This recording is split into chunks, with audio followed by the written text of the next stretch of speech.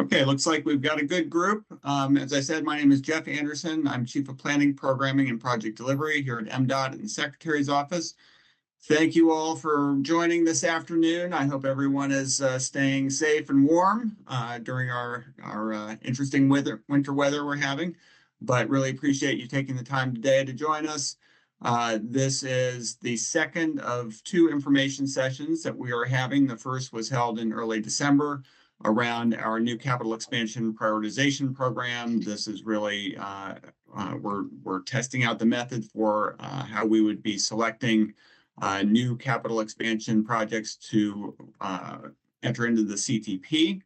So that's what this session is here for. We've got a kind of three-part agenda. The first is to just give you an overview of the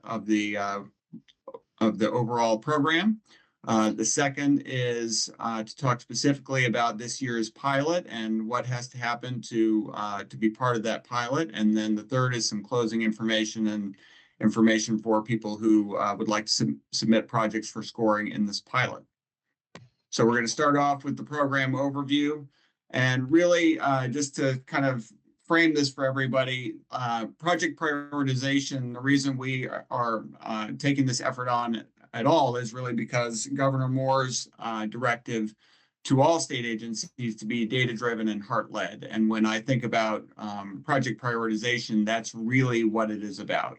It is first being heart-led, trying to figure out what are your goals, what are the things you value, what are you trying to accomplish, what are you trying to advance when you are building new capacity projects and adding to the transportation system.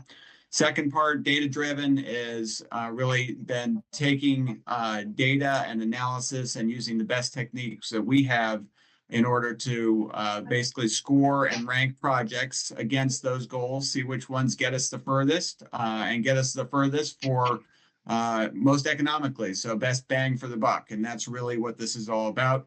And secondly, we have heard from stakeholders pretty loud and clear through the Train Commission and other places, and Secretary Wiedefeld has basically directed us that we needed to update this process, make it a lot more transparent, and give people a system that really, I think, people could have confidence in and was clearly connected to the CTP very closely.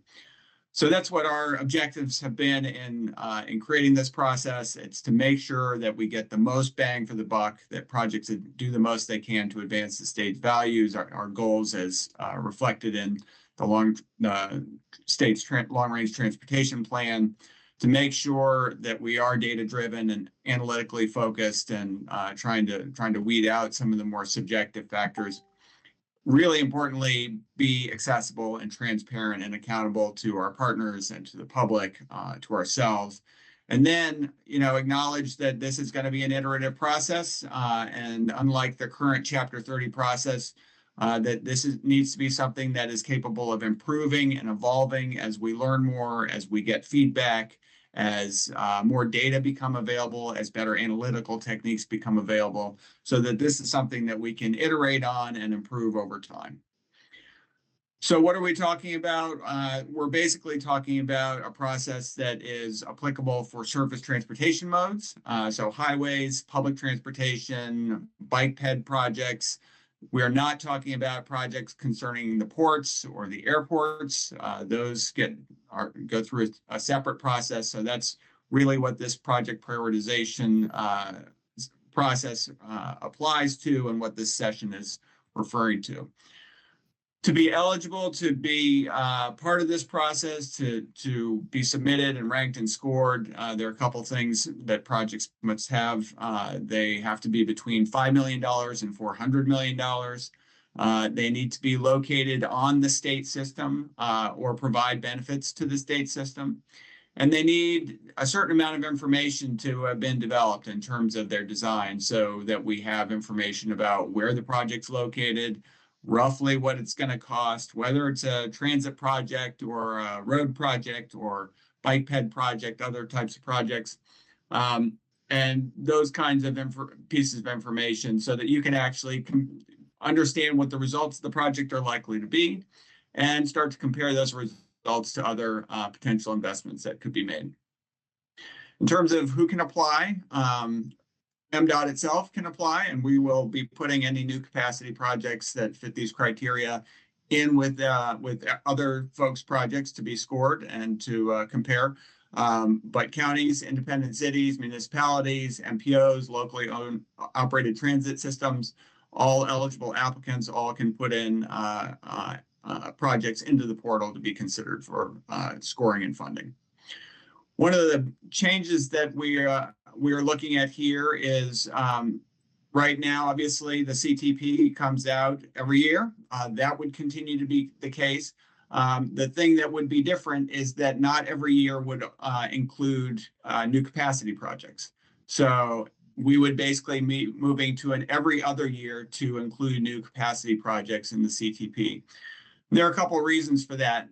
One is that one of the things we want to do as part of this is basically identify the pot of funding available for new capacity projects. And if we did it every year, we think there would be basically less money available, and that would make it possible to only make a certain number of awards.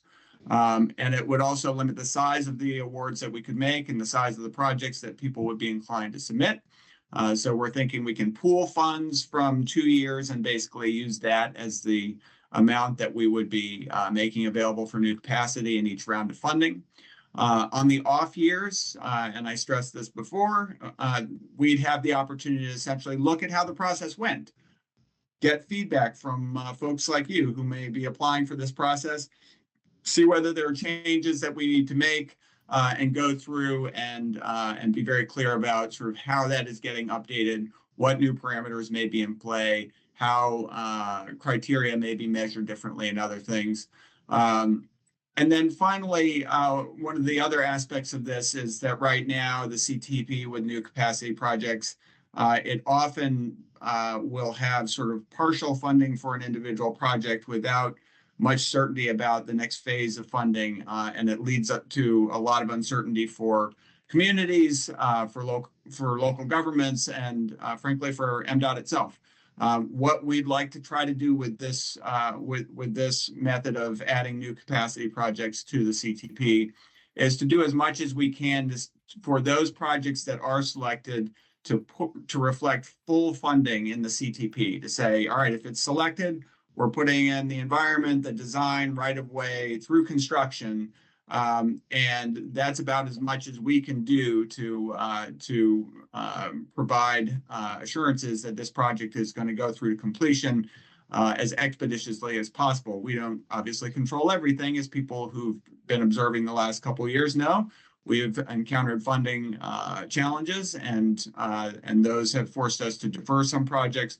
But I think the idea here is that those that would be deferred out of this would come right back immediately, or immediately upon funding being available. So those were some of the sort of rationales behind moving to a biennial scoring process.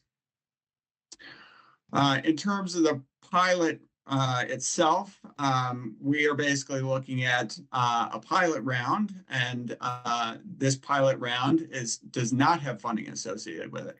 I just referred to the fiscal and funding challenges that we've been facing. Everybody knows that we have not been advancing projects so much as we have been forced to defer some, to delay projects, basically due to funding challenges. In that environment, it did not seem like an opportune moment, basically, to add a bunch of new capacity projects to the CTP, frankly. But we did want to move this process forward and have it established in the eventuality that new funding does become available. And so that is why we are advancing this as a no funding pilot round. Obvious question, why apply? Well, I think from the applicant standpoint, from your standpoint, it would give you an opportunity just to kind of test out the system, see how it works, understand what data is needed to participate, understand the process before real resources are on the line. It would give you a chance to receive feedback and scoring on individual projects that you might be interested in, consult with us on ways that might be improved in a subsequent round, and be able to provide us feedback on your experience with the approach. It is, of course, entirely optional. That's what a pilot round with no funding is all about. So really, if it seems beneficial on your end, we would love to work with you to get some proposals in and do the scoring. If you'd rather just let others sort of do the testing and come in when there is actual money available, that is obviously fine. Key dates, the application portal opens on January 15th, so that is coming up rapidly. And we basically have an application window that runs from January 15th through February 18th when the portal closes. You should certainly feel free to reach out to us now or anytime during that process to talk about any projects you might be considering submitting with any questions or any issues as you're attempting to submit. I will note that obviously projects have been previously submitted under Chapter 30 and have been scored, and there is a list of those projects that have been most recently scored in the draft CTP that was put out in September. For those projects that they're essentially already in the Chapter 30 process, we are not asking people to go through the whole submission process again if you want to submit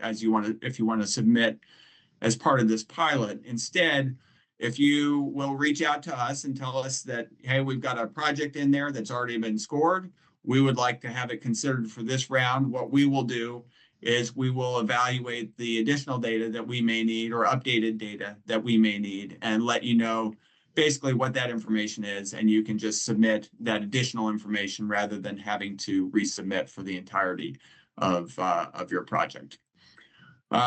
Final project scores and rankings internally to MDOT. We're aiming to finish those around May 1st. I'm not exactly sure at this point what the schedule is for making that public and talking to folks about how their projects fared, but internally, that's the date that we're aiming for. And I know there are questions about sort of how this interacts with priority letters from localities. Priority letters would still be due in May, and we are, as you may have heard, we are working on creating guidance and actually an electronic portal for priority letters, and we hope to get that guidance out very shortly and that portal up in the not too distant future.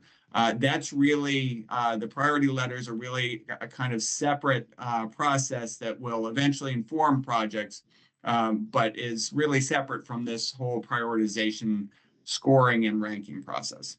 And I imagine there are some questions about that, so I'll be happy to take them in a minute. In terms of application submissions, I just wanted to kind of give a flavor of what that might look like. Just to reiterate, the projects have to be between $5 million and $400 million. I know that some projects have a combination of state of good repair or system preservation, as well as new capacity. So you might be looking at rebuilding a 2-lane road at the same time that you are contemplating widening it or something like that. That is still a capacity project. It would still come through this process. And in terms of the requirements, in terms of monetary thresholds, it's the combined project cost that is used to determine whether it's eligible here. As I said before, a project needs to be located on the state system or provide benefits to the state system to be considered here as well. And then have, again, that minimum level of design done that basically ensures that you have the information needed to actually score the project and compare it to other projects. Basic safety features, again, where it's located, whether it's a road or transit or a bike ped project, etc. You can see some example project types there up on the screen. If you're considering, new transit service, you run 20 buses on a route at the moment and you want to expand that to 30, for instance, that would be a capacity expansion. Let me just make clear that projects that are solely about system preservation and about maintaining the existing system they do not go through this process. And there is other funding that gets applied for that at the state level. So this is only for new capacity. So again, with my 20 bus example, if you are just trying to replace 20 existing buses because the fleet is getting old and needs to be upgraded, that is not a capacity expansion project here. Information for scoring, I've alluded to this a little bit. It's the project limits, what is the area affected by this project, where, from X intersection to X mile mark, what are the cost estimates around those, a basic map and description of the improvements. Are you dividing a road? Are you putting in medians? Are you putting in sidewalks? Where are those located? How long are they? Those kinds of things. And then some specific safety attributes and benefits to better understand the effect that projects will have on safety outcomes. Other details, and this slide isn't meant to be exhaustive of the project information needs, more illustrative. On the website, you will find, and in the application itself, obviously, you will find more specific direction about what kinds of information are needed to submit a project. MDOT's funds are not limitless, as we've all experienced, and therefore it didn't make a lot of sense to have unlimited sets of applications. Applications are, the number of applications that can be submitted are correlated with the size of the entity or the population served by the entity submitting. You can see those thresholds there on the screen. We do have two categories of submission, and the first is basically projects with costs that are over 20 million. So that's essentially projects that have costs between 20 and $400 million. And the second is a set of smaller projects that really exist in that $5 million to $20 million range. Our concern was that if they were all grouped together, if I was a jurisdiction that was going to submit and I could only submit 3 applications, I might say, well, I better use them all for my large projects because there's kind of more return on the application that way, or a better chance of getting a bigger award. And that we would not see the smaller projects as a result, when in fact, a lot of the smaller projects can be very beneficial. So we sort of created these two categories to try to make sure that people had room to submit all their good projects. You are welcome to contact us, and particularly given that this is a pilot stage, we are eager to talk to people about sort of what you're thinking about submitting. I've already done this with one potential applicant, and it immediately became clear that it was an application with some gray area. It was sort of like, yeah, I think it provides benefit to the state system, but why don't you go ahead and send it in, and we will, we'll work it through with you and see how it comes out. So talking to us, I think, is, certainly available, and we're happy to talk to you. You can see the website for the submissions, and again, the due date is February 18th. Any projects that do not have their full set of data and information submitted at that point will not be considered. We're going to have to cut it off at that point. So we want to make sure everybody has their completed applications in. The earlier you get it in, the earlier we can take a look at it. And there is just a quick kind of example of what an application looks like here. And you can see this, as basic contact information and so forth. Basic information about the project. Is it a highway capacity project? Is it a transit project? Is it adding amenities or other services? Highway widening, increased frequency of service on existing bus routes, so forth. That fit the criteria we have in terms of the monetary thresholds. In terms of the documentation, if in your feasibility analysis, you've had alternatives. We need to know, of course, which alternative you want scored. So that needs to be indicated. The concept plans, any other documentation that makes sense to upload. And we would be happy to entertain questions around that, but maps and other things like that. And then again, jurisdictional information with those project limits then delineated. So from milepost to milepost, or this particular transit line that runs along this route and schedule, cost information, some of that cost breakout, and then some information about how those cost estimates were developed. Project purpose and need. This is really, what is the problem you're trying to solve? What's the opportunity you're trying to take advantage of?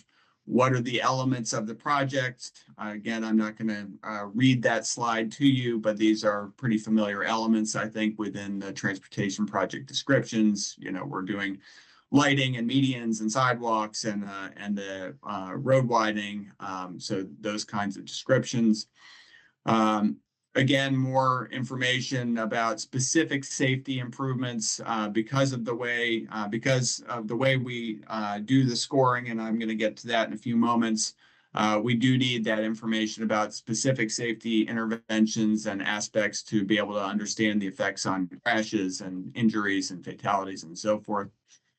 And then just making sure that it submits properly and that you've uploaded a signed resolution or letter.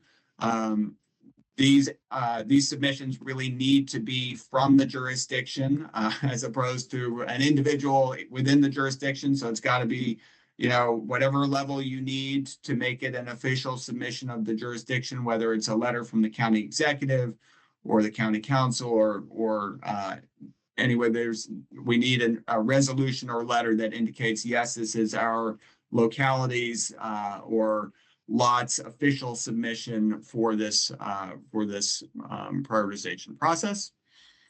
And then just to give you an overview of the kinds of information, because when people see that we need to understand how much VMT that is associated with the project or the percent of truck traffic that makes up the annual or the daily VMT or the 5-year crash data. Those are data that MDOT is going to be gathering and associated with the project to do the scoring.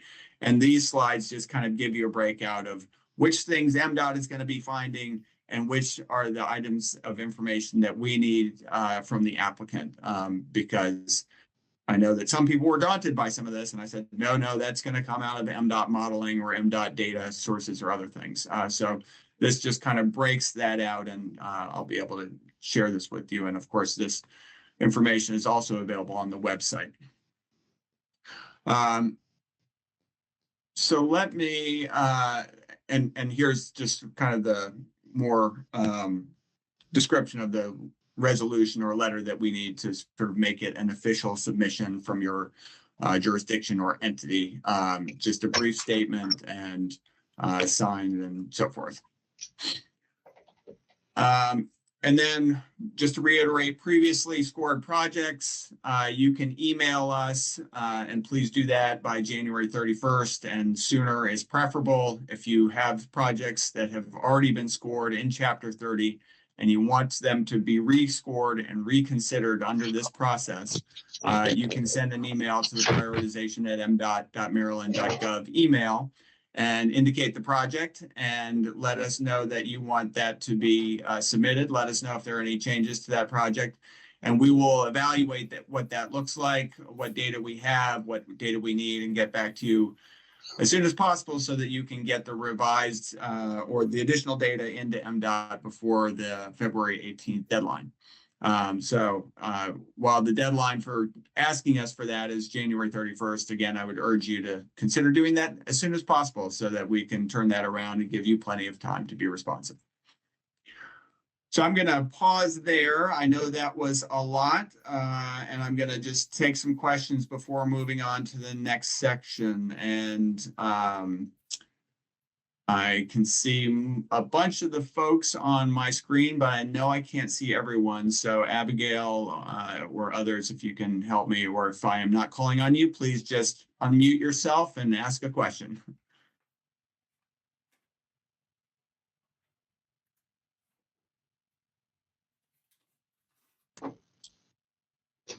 Any questions from anyone?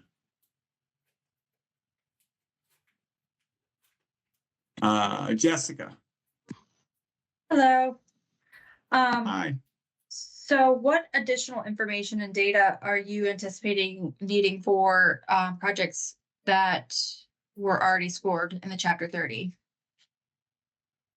That's a good question, Jessica, and I don't have a ready answer because it depends on the type of project. So I think what we need is just that indication that here's the project. We will go back and review the data that's there, compare that to sort of the updated data needs, and figure out the difference by project and send you that list. Okay.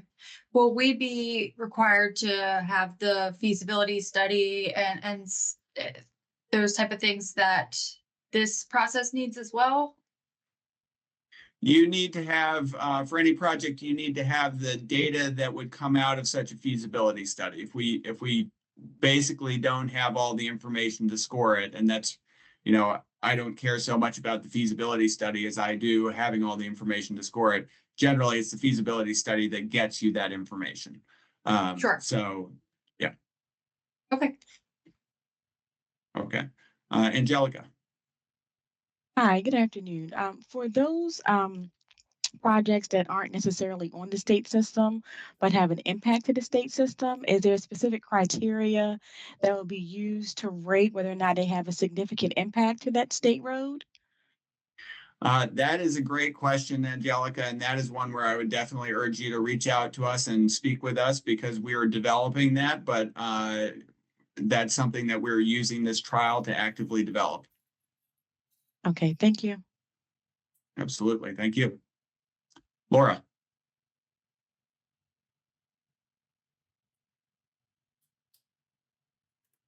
Laura, if you're speaking, you're yes. still on mute. Okay. Hi, Laura Bianca Pruitt, Town of Bel Air. Does it? I'm trying to think the best way to ask this question. So, in the previous process, generally the municipalities needed to kind of be in line with counties with shared projects. Mhm. So, what happens in this new process if both, like, the county wants to submit, I guess, a previous project and the municipality also wants to do that? Is that two separate applications? If you want to submit the identical project, I don't think there's any benefit to submitting two separate applications. I think, you can simply, whichever of you submits the application can simply note, there is also, this is supported by the county or this is supported by the municipality. So I don't think there's any benefit. Jeff, do you want to add to that? Yeah, so I will say that for this new process, there's no local priority points like there was in Chapter 30. The local priority points is where you get incentive to submit your application like together, like between the county and the municipality. But we don't have that in this new process. So there's no specific incentive. However, we would encourage you to just submit one application for it between you and the county. Right. So my follow-up question, I guess, is that this new process actually benefits municipalities in that if we wanted to do a smaller project that otherwise wouldn't be on the county's radar, that it would be better for us to submit something like that, correct? That isn't in line, because if the county is submitting something, then it would actually benefit the municipality to submit something different. Yeah, that's right.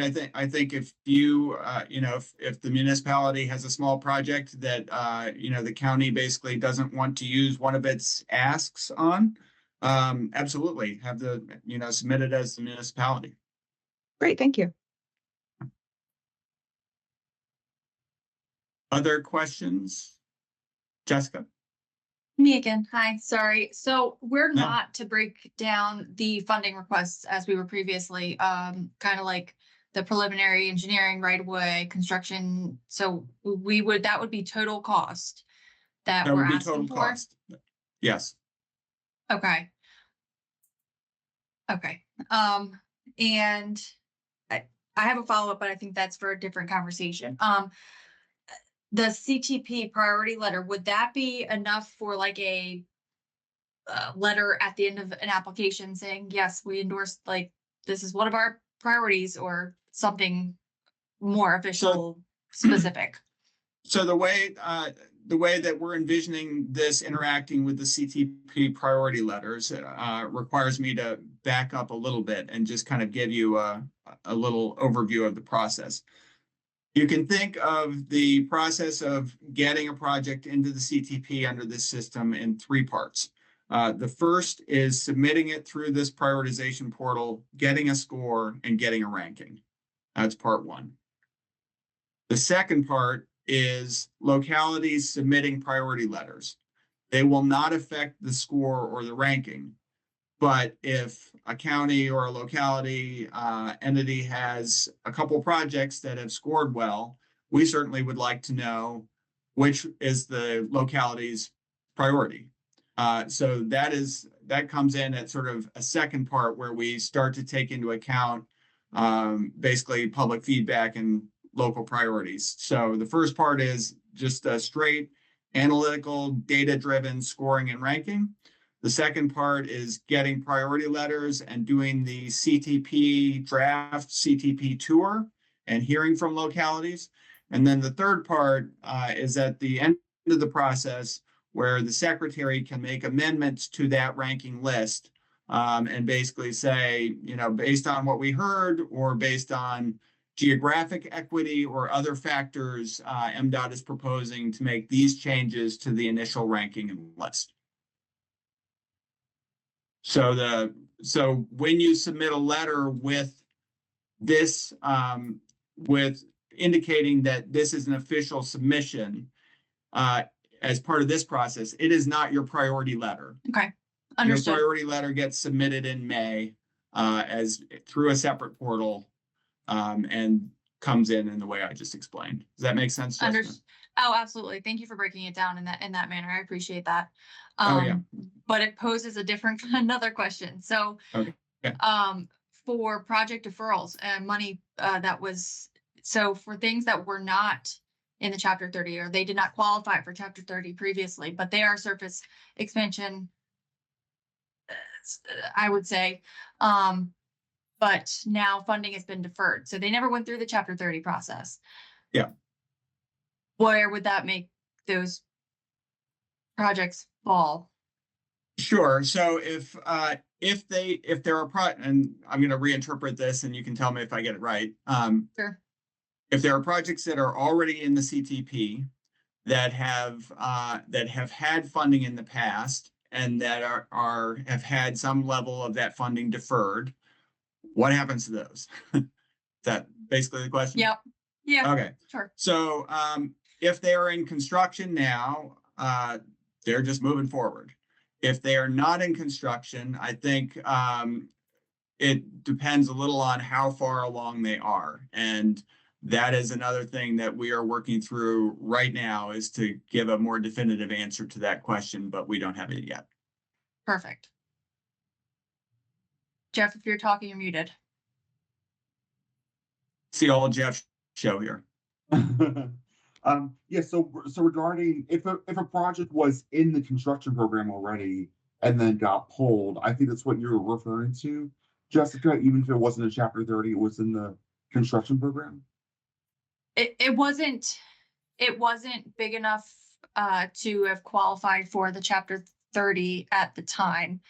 So Correct. it was, but I think it was more went under safety and spot improvements, but then once it kind of got rolling, it is an expansion of different intersections. So And if those aren't over $5 million, then they obviously they're don't come over. in. If they are, then I think my answer stands. I'll take your answer. That I will wait to hear. Okay. Thanks. All right. Thank you. Yeah, absolutely. Other questions? We will have another session or question segment or two, maybe. I can't remember exactly, so we'll find out together. But I'm going to move forward and we'll see what other questions arise as we do. All right, so project scoring and selection, and this starts to get into some of the things that Jeff was alluding to in terms of how to get points in this process. There are 6 goal areas, and this is, if you kind of go back to the big picture of heart-led and data-driven, when we are saying we're going to build new capacity projects, these are the outcomes that we're looking for. And this is pretty clearly articulated in both the state plan and in the Maryland Transportation Plan.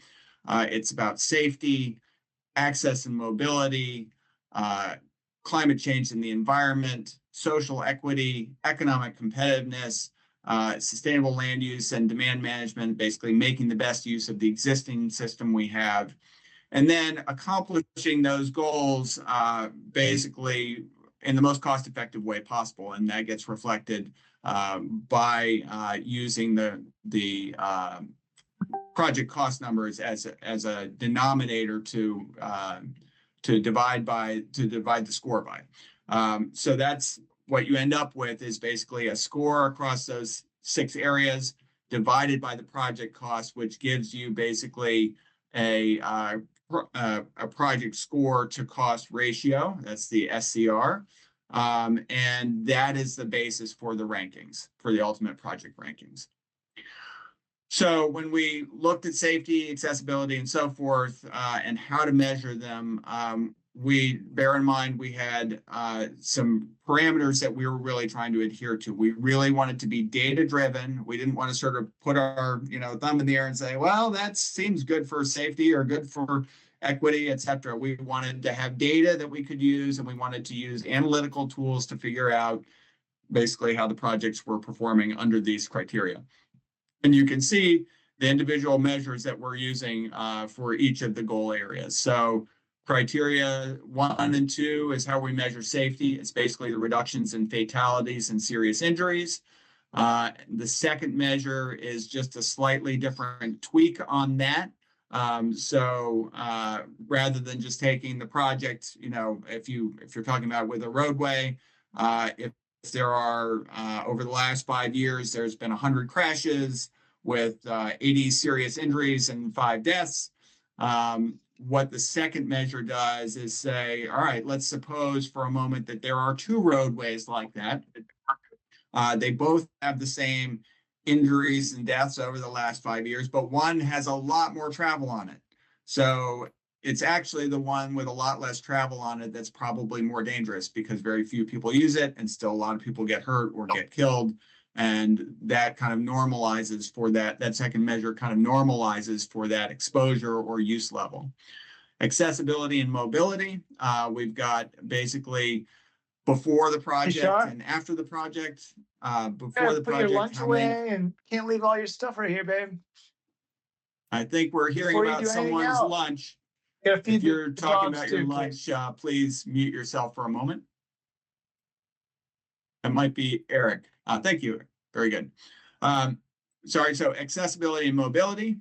We have an increase in access to jobs. Again, this is kind of before and after. So before the project, from the area affected by the project, how many jobs could you reach by traveling for 10 minutes, by traveling for 15 minutes, 20 minutes, and so forth. And then after the project, again, with those travel times, can you reach more jobs in those same areas? In 10 minutes, can you now reach 100 jobs instead of 50 jobs, and so forth? Measure 4 is an increase. How much does the project increase non-single occupant vehicle trips? Basically, is it contributing to opportunities to take transit, bike ped, carpool, van pool, other modes that basically help us make better use and get greater return out of the existing investments and existing assets that we as a state have already put out there. Climate change in the environment, pretty straightforward. This is what effect does the project have on greenhouse gas emissions? That's the first one. And then what effect does the project have on criteria pollutants, which are your NOx, SOx, VOCs, basically precursors to ozone, particulates, other things like that, and the criteria pollutants. And that criteria applies if you are in a non-attainment area or if you are in a maintenance area. If you are not in an area basically that has an air quality problem, those points get shunted back into the greenhouse gas measure for that category.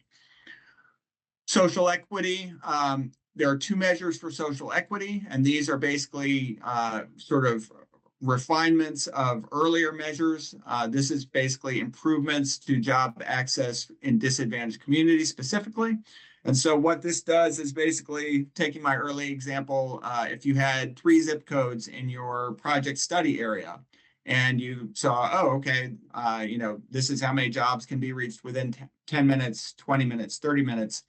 If only 2 of those zip codes are qualify as disadvantaged communities, then we would basically isolate the effects on those 2 communities and just say, all right, from those 2 zip codes, what's the increase in jobs within 10 minutes, 20 minutes, 30 minutes? And that would give you your measure and your score for social equity.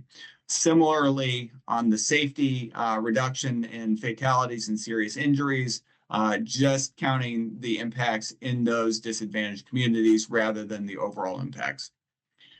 Economic competitiveness, this is a pretty standard transportation measure of reduction in person hours of delay. We get that pretty much straight out of the MDOT modeling software.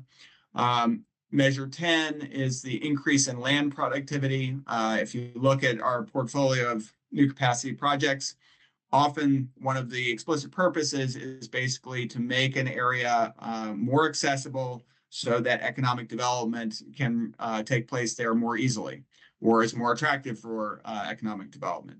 Rather than trying to figure out whether that's going to be, new industrial park or housing or a mall or some kind of mixed use, community.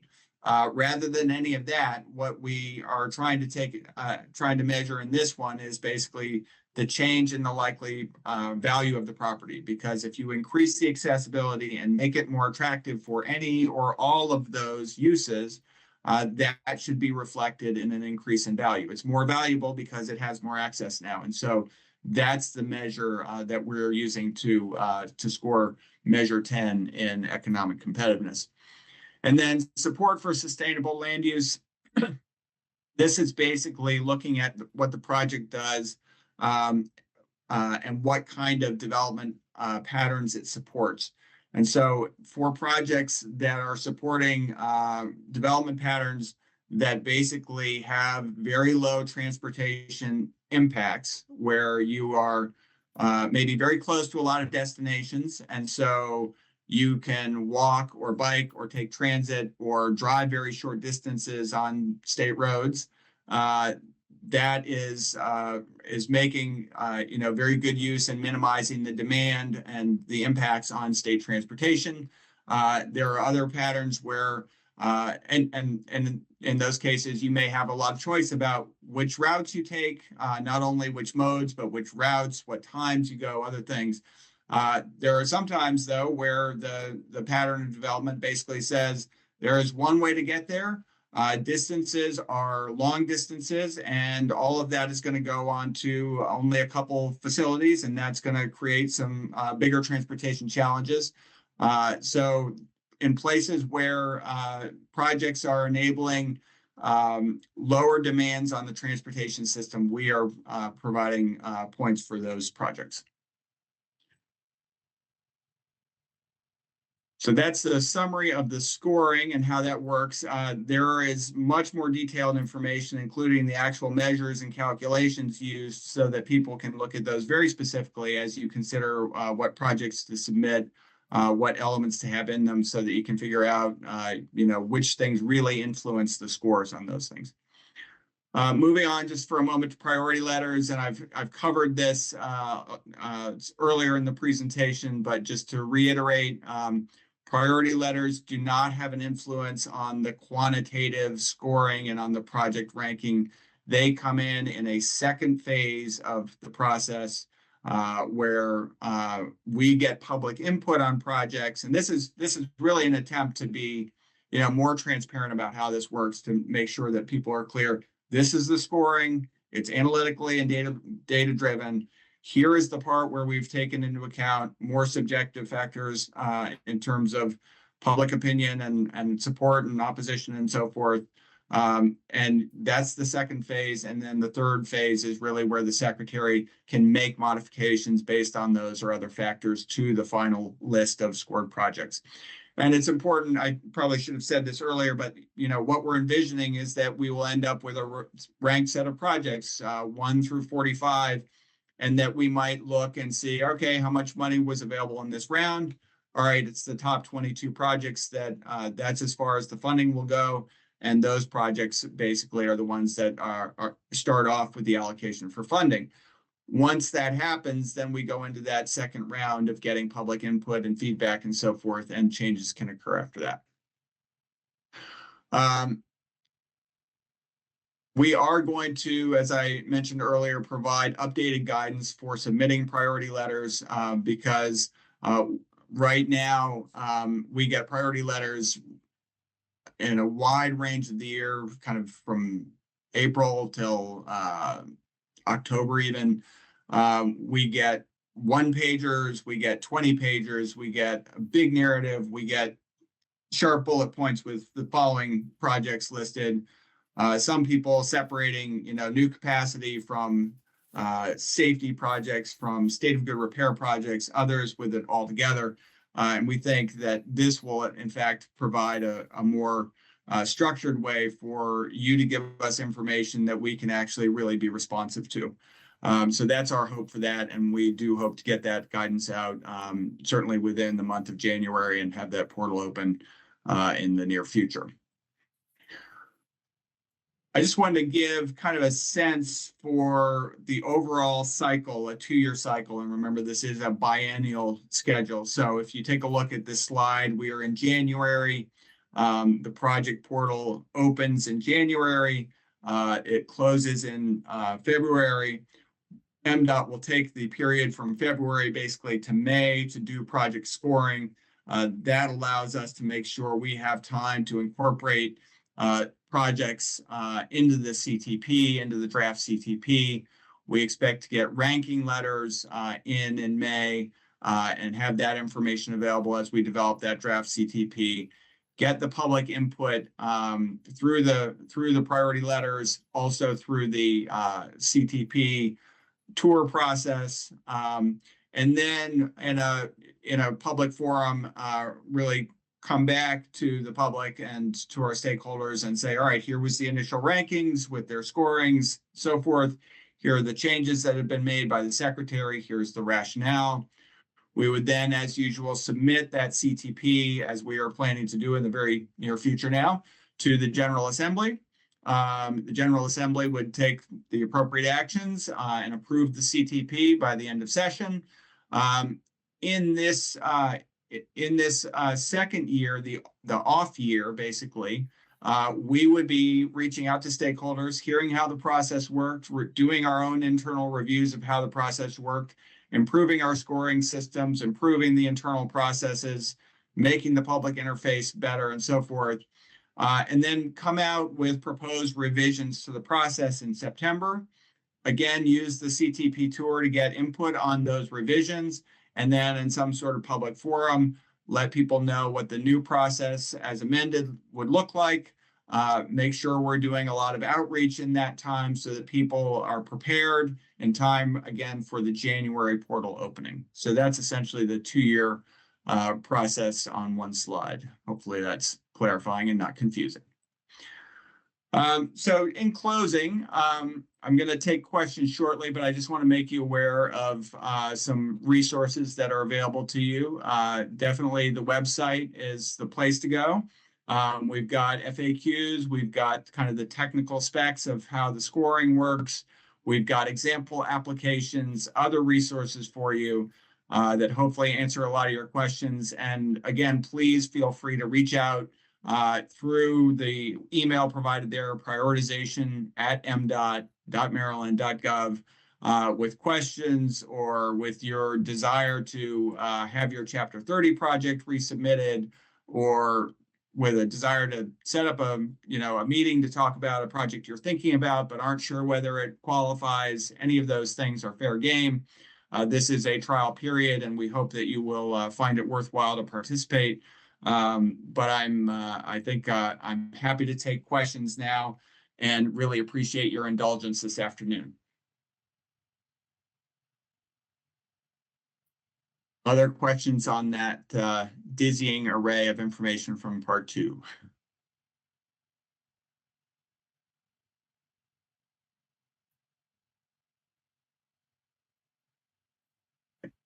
I don't see any hands yet.